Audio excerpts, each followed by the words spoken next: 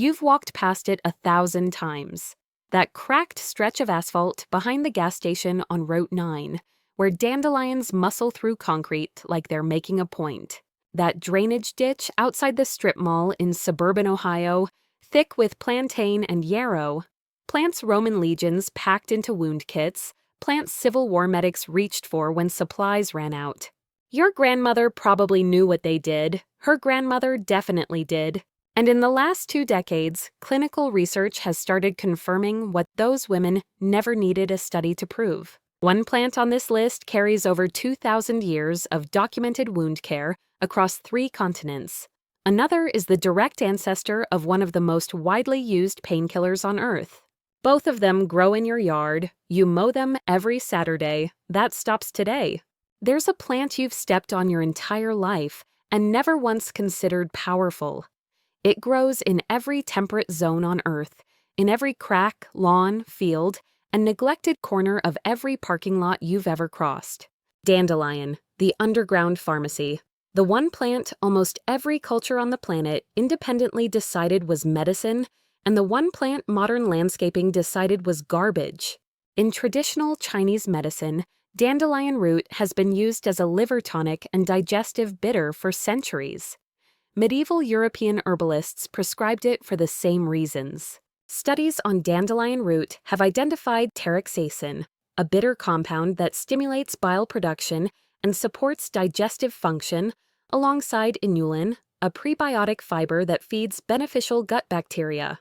One 2017 review published in Evidence-Based Complementary and Alternative Medicine noted that dandelion extracts demonstrated hepatoprotective properties in laboratory models, protecting liver cells from oxidative damage.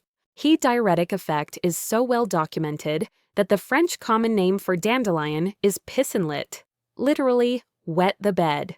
That's not a joke. That's 1,000 years of observed effect baked into the language itself. You can't patent a dandelion. There's no money in telling people the medicine is free and growing in their yard, so nobody tells them. Your lawn care company charges you to kill it. Meanwhile, dandelion root supplements sell for $20 a bottle in health food stores extracted from the same plant you're poisoning with herbicide every spring. It's like hiring someone to destroy your kitchen and then ordering takeout every night. Look for it anywhere soil meets sunlight: bright yellow flower heads on hollow stems, jagged lion's tooth leaves forming a rosette at the base, and that unmistakable milky white sap when you snap the stem. It smells green and faintly bitter, and the leaves have a peppery bite when young. People use the leaves in salads, the roots as a roasted tea, the whole plant as a traditional spring tonic. Evidence varies in strength. The liver protective studies are mostly preclinical, but the convergence of traditional use across multiple continents and modern compound analysis tells a story that's hard to dismiss. You've been mowing your medicine cabinet. Now consider this. You're hiking a trail, you trip on a root, and you scrape your knee open on a rock. No first aid kit, no cell signal. But 6 inches from where you fell, growing flat against the packed dirt of the trail edge, there's a plant with wide-ribbed leaves that indigenous peoples across North America and Roman soldiers across Europe used for exactly this moment. Plantain, and not the banana plantago major, the trailside first aid kit. This isn't some obscure herb from a remote mountain. This is the plant growing between the cracks of your sidewalk right now. Roman legions carried it. Native American traditions across multiple nations used the fresh leaves as a poultice, chewed or crushed, and applied directly to wounds, insect stings, and skin irritations. The Anglo-Saxons listed it in their 9 Herbs Charm, one of the oldest recorded herbal formulas in English history. The science backs the tradition. Plantain leaves contain aucubin, an iridoid glycoside with documented anti-inflammatory and antimicrobial properties. A 2013 review in the Journal of Ethnopharmacology confirmed that plantago major extracts showed wound healing activity in multiple experimental models. The leaves are broad, oval, with distinctive parallel veins running lengthwise, almost like someone pressed ribs into them. They grow in tight rosettes close to the ground, prefer compacted soil. You'll find them in every lawn, trailside, playground edge, and gravel lot in the northern hemisphere.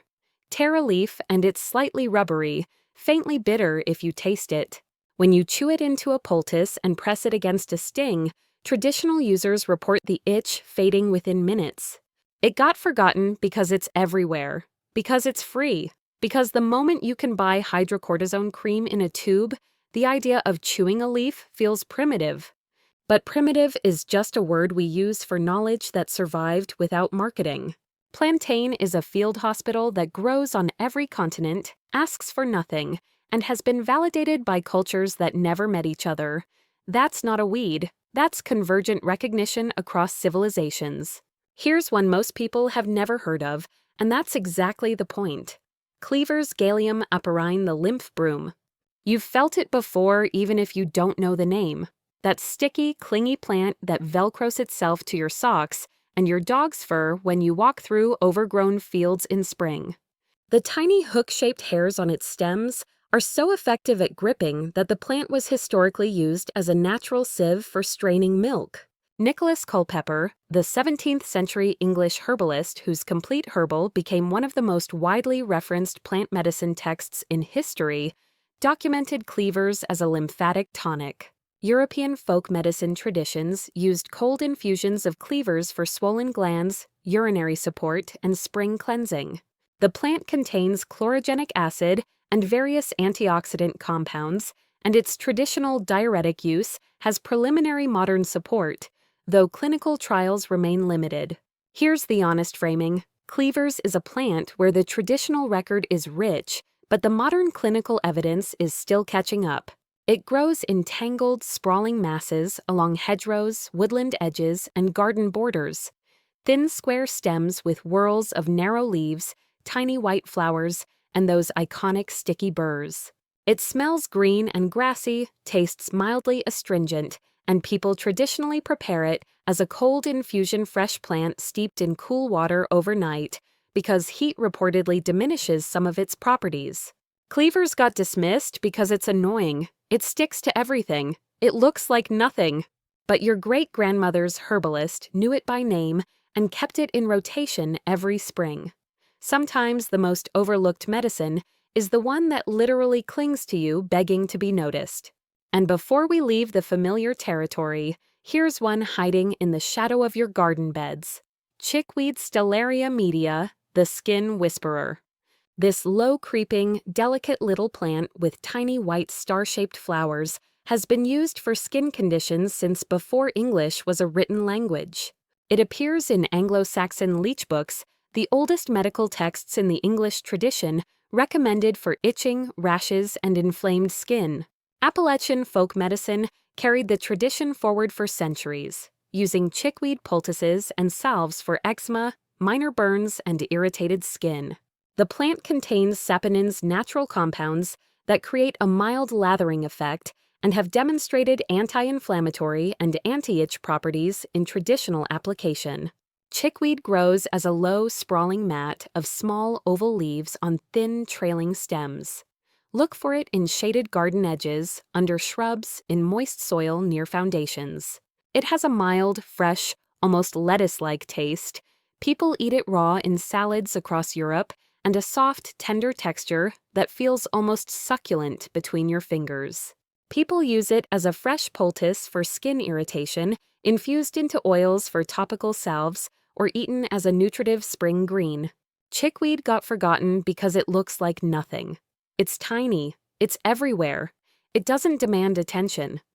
But the next time your skin flares up, consider that a plant with centuries of documented topical use might be growing 3 feet from your back door. Now here's where Act 1 closes with a quiet shock. Red clover trifolium pratense the blood garden. You know this one. Pink-purple puffball flowers on clover stems, growing in every meadow, roadside, and unmowed lawn across North America and Europe. Kids pick it. Bees love it. Nobody thinks of it as medicine. But Native American traditions across multiple nations used red clover for respiratory support and skin conditions. European herbalists used it as a blood purifier and lymphatic tonic. And modern research got interested for a very specific reason. Red clover is one of the richest plant sources of isoflavones phytoestrogenic compounds that have been studied extensively for menopausal symptom support. A 2015 meta-analysis published in Maturitas found that red clover isoflavone supplements showed statistically significant reduction in hot flash frequency compared to placebo. Here's the sensory picture. Red clover grows 12 to 20 inches tall, with distinctive trifoliate leaves, 3 rounded leaflets, often with a pale chevron marking. The flower heads are dense, globe-shaped, and smell faintly sweet and honey-like. Pull a floret from the head and taste it. There's a mild, slightly sweet, grassy flavor. People use red clover as a dried flower tea, a tincture, or in supplement form. It's one of the most accessible medicinal plants in the Northern Hemisphere. It grows for free in fields that people pay to maintain as lawns, and the isoflavone content that pharmaceutical researchers are now extracting and concentrating into supplements, it's sitting in the flowers you drove past on your way to work this morning. Those were the ones hiding in your lawn. Every one of them documented, every one of them dismissed, and we haven't even gotten to the powerful ones yet. Now it gets serious. Take a breath, because we're entering the tier where dismissed plants start looking like forgotten first responders. Mullein verbascum, Thapsus the lung velvet.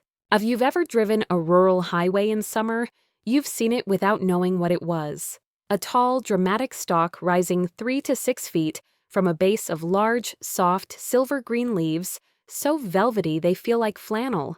Appalachian communities smoked dried mullein leaves for respiratory relief, not as recreation, but as medicine.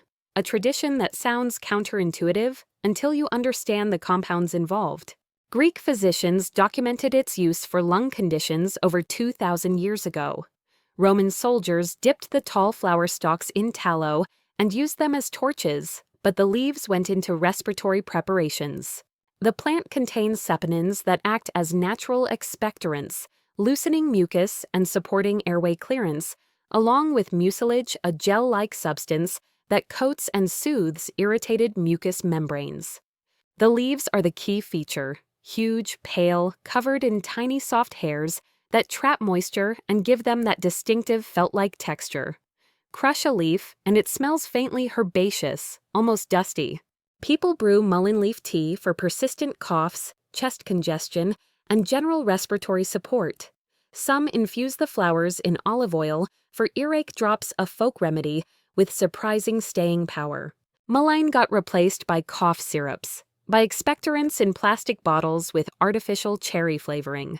The plant that traditional respiratory medicine across multiple continents relied on got sidelined because you can't package a 6-foot roadside stalk in a blister pack. But it's still there, every summer, growing along highways, in disturbed soil, in fields and waste places like a respiratory clinic that nobody charges admission to. If your lungs could pick their own doctor, they'd choose the velvet leaf growing by the interstate. And now for one of the oldest battlefield medicines in recorded history. Yarrow Achillea millefolium, the battlefield stitch. The Latin name comes directly from Achilles, who, according to Greek tradition, used the plant to treat his soldiers' wounds during the Trojan War. That's mythology, but the real history is almost as dramatic. Yarrow was called Herba militaris, the military herb throughout medieval Europe. Civil War field medics packed it into wounds. Native American nations across the continent used it as a hemostatic and fever reducer. The compound responsible for much of this activity is achillean, which has demonstrated anti-hemorrhagic properties. It helps slow bleeding. The plant also contains chamazoline, an anti-inflammatory compound that gives yarrow essential oil its distinctive blue color. Yarrow grows 1 to 3 feet tall in dry meadows, roadsides, and open fields. The leaves are its signature, finely divided into feathery, almost fern-like segments. Millefolium means 1,000 leaves. The flower clusters are flat-topped, usually white or pale pink, and they smell sharp and camphor-like, almost medicinal. Crush a leaf between your fingers, and you'll get an astringent, pungent aroma that immediately tells you this plant means business. It got replaced by gauze and antiseptic. By the time modern wound care became standard, a plant that armies had relied on for millennia became just another roadside flower. But here's the thought that should sit with you. For most of human history, when soldiers bled on battlefields far from any surgeon, the medicine that stopped the bleeding was growing in the field where they fell. Yarrow didn't need a supply chain. It was the supply chain, nature's gauze, growing where it was needed most. If the last one surprised you, this next one is going to sting literally. Stinging nettle Urtica dioica, the pain that heals. Most people's only experience with nettle is the burning, itching welt it leaves when you accidentally brush against it on a woodland trail. Those hollow, stinging hairs inject a cocktail of histamine, acetylcholine, and formic acid into your skin on contact. It's one of the most unpleasant plant encounters in the temperate world. And yet, for thousands of years, that exact sting was the medicine. Roman soldiers stationed in cold, damp Britain reportedly flogged their aching joints with nettle stalks, a practice called urtication. European folk medicine used nettle as a spring tonic, in a blood builder, a mineral supplement, and a remedy for allergic rhinitis, the irony being that a plant full of histamine has been traditionally used to address histamine-related conditions. Modern research has engaged seriously with nettle. Studies have explored its potential to modulate inflammatory pathways and support joint comfort. Its mineral profile is genuinely impressive: iron, calcium, magnesium, silica, and vitamins A, C, and K.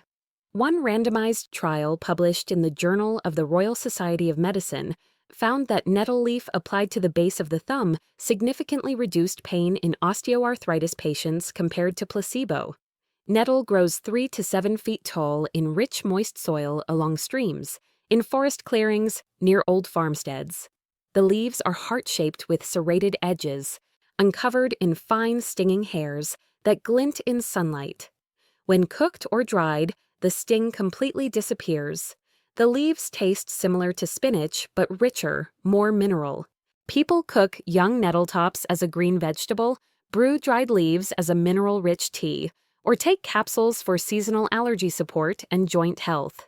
Nettle got dismissed because it hurts, because pain is supposed to be a warning, not a treatment.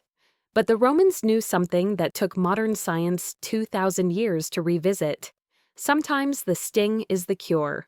Like a personal trainer who makes you sore to make you stronger, nettle's aggression is its resume. Keep going, because the next one rewrites what you think you know about cold and flu season. Elderberry sambucus, nigra the epidemic shield. Hippocrates, the physician whose name modern doctors invoke when they take their oath, called the elder tree his medicine chest. That wasn't casual praise. European herbalists used elderberry preparations for centuries to address fever, respiratory infections, and inflammation. During plague outbreaks in medieval Europe, elder was among the plants communities turned to for protection. Elderberry has performed remarkably well in clinical trials. A landmark randomized, double-blind, placebo-controlled study found that elderberry extract reduced both the duration and severity of influenza symptoms. Participants recovered an average of 4 days earlier. The mechanism is well characterized. Elderberry is rich in anthocyanins, powerful antioxidant compounds that give the berries their deep purple-black color and have demonstrated the ability to inhibit viral replication in laboratory studies. In early summer, it produces broad, flat clusters of tiny, creamy white flowers that smell intoxicatingly sweet. Elderflower cordial is a traditional European drink made from these blossoms.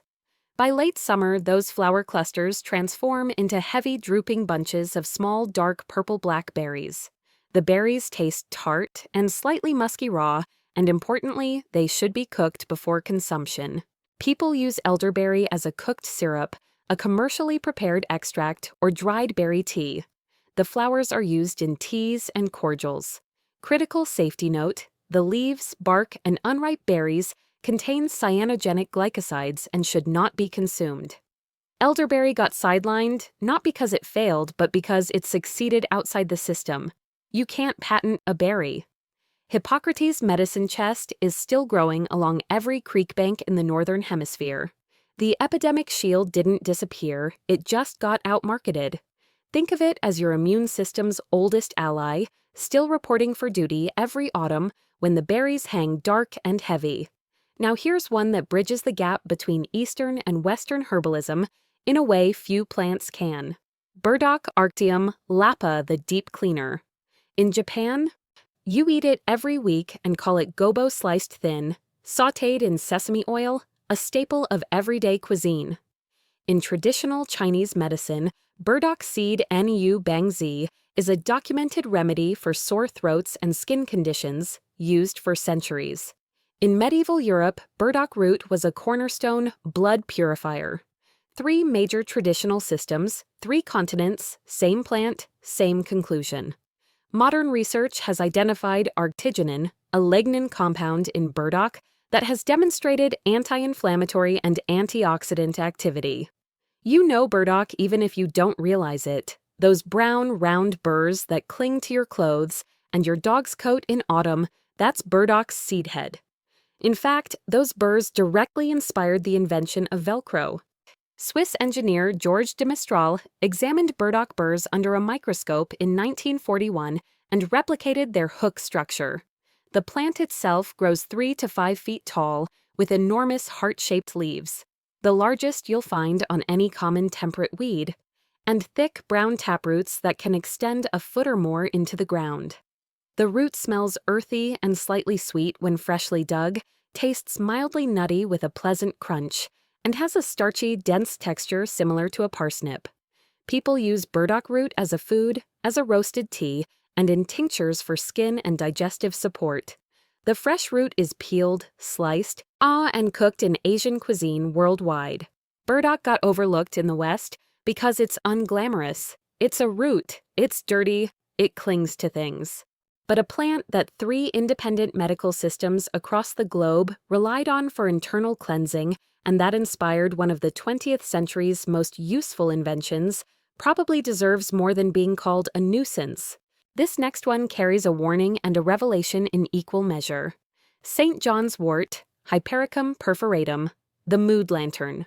Hold a leaf up to the light and you'll see tiny translucent dots perforating the surface. Those are oil glands containing hypericin, the plant's signature bioactive compound. And here's where the plant entered genuinely dramatic scientific territory. German clinical trials found that standardized St. John's wort extract was comparable in efficacy to certain SSRIs for mild to moderate depression, with fewer reported side effects. A major meta-analysis published in the Cochrane database concluded that Hypericum extracts were superior to placebo and similarly effective as standard antidepressants for that specific severity range. But, and this is a critical qualification, St. John's wort interacts dangerously with a wide range of medications, including oral contraceptives, blood thinners, HIV medications, immunosuppressants, and other antidepressants. The flowers are bright yellow with 5 petals, and when you crush them between your fingers, they release a deep red-purple pigment. That's the hypericin. People use St. John's wort as a standardized supplement for mood support, as an infused oil for topical nerve pain and wound care, and as a tea. It got complicated because it works. A plant powerful enough to rival pharmaceuticals is also powerful enough to interfere with them. The mood lantern lights a real room, but you need to know what else is plugged into the circuit. And here's one the Civil War left us documentation for. Calendula officinalis, the skin architect. During the American Civil War, physicians used calendula preparations to treat wounds on the battlefield. Field reports document its application as poultices and washes for lacerations, abrasions, and surgical wounds. Ayurvedic medicine has featured calendula for centuries for skin healing and inflammation. European herbalists prescribed it for wounds, burns, and skin ulcers going back to the 12th century.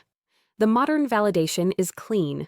Calendula contains triterpenoids and flavonoids that have demonstrated wound healing, anti-inflammatory, and mild antimicrobial activity. The flowers are the medicine, bright orange-gold marigold blooms that open with the sun and close at dusk, which is why the name comes from calendae, the Latin word for the first day of each month. The petals smell warm, slightly resinous, faintly peppery. They feel silky and slightly sticky with natural resins. The taste is mildly bitter and tangy. People use calendula as an infused oil, a salve, a cream, or a wash for skin irritation, minor wounds, rashes, and dry skin. Calendula tea is also used internally for digestive and lymphatic support. Calendula got displaced by antibiotic ointments and petroleum-based wound care products. A plant that battlefield surgeons trusted enough to apply to open wounds was replaced by products in tubes. The irony is that many commercial natural skin products now include calendula extract as a premium ingredient, extracted from the same flower that grows easily in any garden bed in full sun with minimal care. It's like outsourcing your own backyard and paying a middleman to ship it back to you in a jar. The skin architect doesn't need a factory. It builds directly from the soil. If you've ever dealt with joint pain or brittle nails and wondered whether there's a structural support plant out there, listen to this. Horsetail, Equisetum arvense, the bone knitter. This plant is a living fossil. Its ancestors grew over 300 million years ago during the Carboniferous period, when horsetails reached the size of trees and formed ancient forests. The plant that survives today is smaller, but carries something no other common plant offers in such concentration: bioavailable silica. Silica is a trace mineral critical for the formation and maintenance of connective tissue. Modern research has explored horsetail's silica content and its potential role in bone health.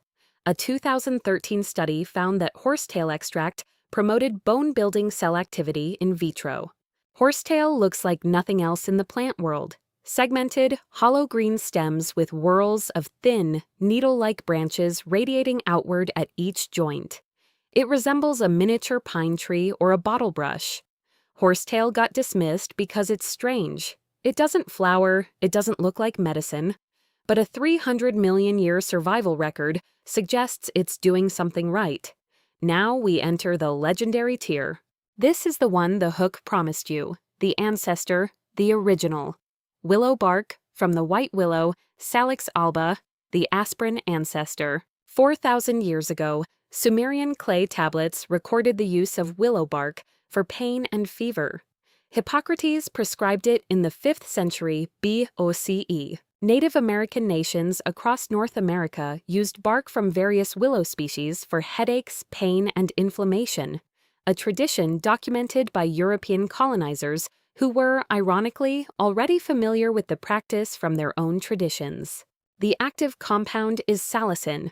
When ingested, the body converts salicin into salicylic acid, the same molecule that, in 1897, Bayer chemists modified into acetylsalicylic acid and trademarked as aspirin. One of the most widely consumed drugs in human history is a slight chemical modification of a compound that grows in the bark of a tree found along every river and stream bank in the temperate world. Let that register. The molecule didn't come from a laboratory. The laboratory came to the molecule. Modern research confirms that willow bark extract demonstrates analgesic and anti-inflammatory activity. A clinical trial found that willow bark extract was effective for low back pain. Peel a thin strip of inner bark and you'll find it bitter and astringent. That bitterness is the salicin. The texture is fibrous and slightly moist. The tree has a fresh, clean smell near water. People use willow bark as a dried bark tea, a tincture, or a standardized supplement for pain and inflammation. Like aspirin, it can affect blood clotting and stomach lining, so the same cautions apply. Willow bark didn't get forgotten. It got absorbed. The pharmaceutical industry took the molecule, synthesized it, patented the synthesis, and turned a tree into a trillion-dollar drug class. The tree is still there, still growing along every creek, still making the molecule. The original painkiller doesn't need a factory, it needs rain. And if willow bark is the ancestor of painkillers, this next one is the ancestor of sleeping pills. Except it's been doing the job for over 2,000 years, without a prescription. Valerian, Valeriana officinalis, the sleep root. Greco-Roman physicians prescribed valerian for insomnia and nervous conditions. Galen recommended it in the 2nd century CE. During World War I, it was administered to soldiers and civilians suffering from shell shock and nervous strain caused by air raids. One of the earliest documented uses of a plant sedative in combat-related stress. The mechanism centers on valerianic acid, a compound that modulates GABA receptors in the brain, the same neurotransmitter system targeted by modern benzodiazepine medications. A 2006 meta-analysis concluded that valerian showed a statistically significant improvement in sleep quality without the morning-after grogginess associated with pharmaceutical sleep aids. The root, however, is a different story entirely. When dried, valerian root develops one of the most distinctive and divisive scents in herbalism. It smells like old gym socks, like aged cheese and earth combined. Cats go wild for it. The scent contains compounds similar to those in catnip. The taste is equally pungent, bitter, musty, and strong. People use valerian root as a tea, tincture, or supplement for sleep support and nervous tension. It's one of the most widely sold herbal supplements in Europe, where it's sometimes available by prescription. Valerian got replaced by pharmaceuticals that work faster and stronger, but also carry dependency risks and significant side effects. A plant that helped shell-shocked soldiers sleep during a World War lost market share to pills you can't stop taking without withdrawal symptoms. The sleep root doesn't knock you out, it invites you down gently, like a warm hand on a clenched fist, not forcing it open, but making it safe enough to relax. Here's one that sparks genuine debate in research circles. And that's exactly why it belongs in the legendary tier. Echinacea, Echinacea purpurea and related species, the immune alarm. Before European colonization, Plains nations, including the Lakota, Cheyenne, and Pawnee, used Echinacea for more conditions than almost any other plant in their pharmacopoeia: snakebite, wound infection, toothache, sore throat, pain. 19th century eclectic physicians, the maverick medical practitioners who worked outside the mainstream, adopted Echinacea as their flagship remedy and made it one of the most prescribed botanical medicines in pre-pharmaceutical America. The active compounds include alkylamides, which have demonstrated immune-modulating activity in laboratory studies, and polysaccharides that appear to stimulate certain immune cell responses. Here's the honest picture. Echinacea's clinical trial record is mixed. Some studies show significant reduction in cold duration and severity. Others show modest or no effect. The root, where much of the medicinal action concentrates, has a distinctive tingling, numbing sensation on the tongue. That's the alkylamides at work. People use Echinacea as a tincture, tea, or supplement, typically at the first sign of a cold. Fresh plant preparations are considered most active.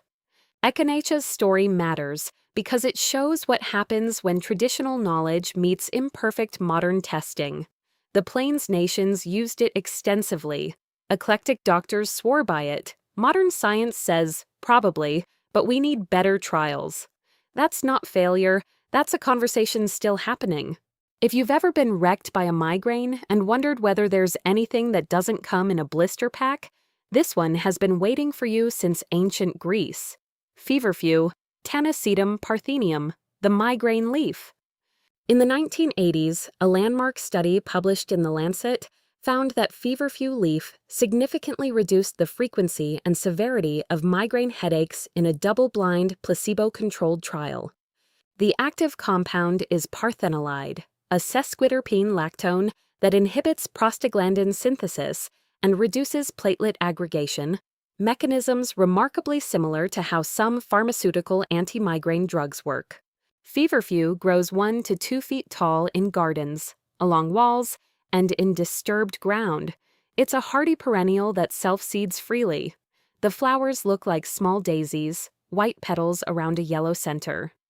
The leaves are its most distinctive feature, pale green, deeply lobed with a distinctive, strong, bitter aroma. Crush a leaf and the smell is sharp and camphor-like, almost aggressive. The taste is intensely bitter. People use feverfew as fresh leaf, chewed, dried leaf capsules, or tincture for migraine prevention. Notably, it's considered a prophylactic, not an acute treatment. It works over time with consistent use. Feverfew got sidelined because it requires patience. Modern migraine drugs promise fast relief. A plant that needs weeks of daily use to build preventive effect doesn't fit the instant solution model. And the final legendary entry carries 2,000 years of liver medicine in a single seed. Milk thistle, Silybum marianum, the liver shield. Pliny the Elder described its use for liver conditions in the 1st century CE. Mediterranean herbalists have relied on it continuously since antiquity. And then modern science opened the seed and found silymarin, a complex of flavonolignin that has become one of the most studied plant compounds in hepatology. Clinical trials have examined silymarin for liver conditions ranging from hepatitis to cirrhosis to drug-induced liver damage. It's used in European hospitals. It's listed in the German Commission e-monographs as an approved treatment for toxic liver damage. Milk thistle grows 2 to 4 feet tall in dry, rocky, disturbed ground, roadsides, vacant lots, Mediterranean hillsides, California grasslands. The plant is striking, large, glossy, dark green leaves with dramatic white vein patterns, as if someone painted milk along every vein. The leaves are edged with sharp spines. The flower heads are large, purple-pink, thistle-shaped. The seeds are small, hard, dark, and contain the concentrated silymarin. Crush a seed and there's a faint nutty, slightly bitter aroma. The texture of the plant is aggressive, prickly, armored, tough. People use milk thistle as a standardized seed extract supplement, a ground seed powder added to food, or a tea. Milk thistle didn't get forgotten so much as overlooked outside herbal medicine circles. A plant with 2,000 years of liver-specific use, approved by German medical regulators, studied in over 100 clinical trials, and most people have never heard of it. The liver shield has been standing guard for 20 centuries. It never left its post. We've reached the final act, and here's the truth no one told you about the most famous herbal tea in the world. Chamomile, Matricaria chamomilla, the quiet giant. Everyone knows chamomile. Everyone dismisses chamomile. It's the tea your grandmother gave you to calm down. Ancient Egyptians dedicated it to the sun god Ra and used it as a fever remedy and skin treatment. It appears in the Ebers Papyrus, one of the oldest medical documents in human existence, dating to approximately 1550 BCE. German herbalism elevated chamomile to almost sacred status. They call it alles Zutraut, meaning capable of anything. The compound modern science has zeroed in on is apigenin, a flavonoid that binds to benzodiazepine receptors in the brain. A 2016 randomized controlled trial published in Phytomedicine found that long-term chamomile extract supplementation significantly reduced moderate to severe symptoms of generalized anxiety disorder. Chamomile grows 6 to 18 inches tall in fields, roadsides, and garden paths. When you crush the flower head, it releases one of the most recognizable scents in the plant world: warm, apple-sweet, deeply calming. The name itself comes from the Greek chamaimelon, meaning earth apple. People drink chamomile tea for relaxation, digestive comfort, sleep support, and general nervous tension. It's used topically in creams and washes for skin inflammation. It's one of the safest and most widely consumed medicinal plants on Earth. Chamomile got underestimated because it's everywhere, because it's gentle, because a plant that doesn't hit you over the head with dramatic effects gets filed under nice but not serious. But a plant that binds to the same brain receptors as prescription anti-anxiety drugs. That's not a gentle cup of nothing. The quiet giant doesn't need to shout. It just keeps working while everything louder burns out. And one last entry to close the circle. The plant that literally gave aspirin its name. Meadowsweet, Filipendula ulmaria, the name giver. The word aspirin comes from spirea, an old botanical name for meadowsweet. The A from acetyl, the spear from spirea, the "in" as a common suffix. The world's most famous drug carries this plant's name in every tablet. Like willow bark, meadowsweet contains salicylates, but with a difference that traditional herbalists noticed centuries ago. Meadowsweet is gentler on the stomach. The plant's tannins and mucilage appear to buffer the irritation that pure salicylic acid causes. Meadowsweet grows 3 to 4 feet tall in wet meadows, stream banks, and ditches. It smells intoxicating, sweet, almond-like, with notes of honey and vanilla. Queen Elizabeth I reportedly had her floors strewn with meadowsweet for the scent. People use meadowsweet as a tea for digestive support, acid reflux, and pain relief. It's considered a digestive-friendly alternative to aspirin. The plant that gave aspirin its name may actually be easier on you than the drug named after it. 20 plants, 20 histories that stretch back thousands of years. 20 bodies of evidence that range from clinical trial validation to centuries of traditional convergence across cultures that never communicated. None of this is about rejecting modern medicine. Modern medicine saves lives every hour of every day. What this is about is noticing. Noticing what we stopped looking at, what we paved over, what we sprayed with herbicide. It's about recognizing that plants with 4,000 years of documented therapeutic use, with identified bioactive compounds, with clinical trial data published in peer-reviewed journals, deserve more than being called weeds. Every one of these plants is growing right now, somewhere within walking distance of where you're sitting. The willow on the creek bank, the yarrow in the dry field, the dandelion in the crack, the chamomile on the path, the elderberry by the fence. They've been there your whole life. They were there before you were born. They'll be there long after the pharmacy on the corner closes. This is the pharmacy with no walls, no copay, no closing time. All you have to do is learn to see what's already growing.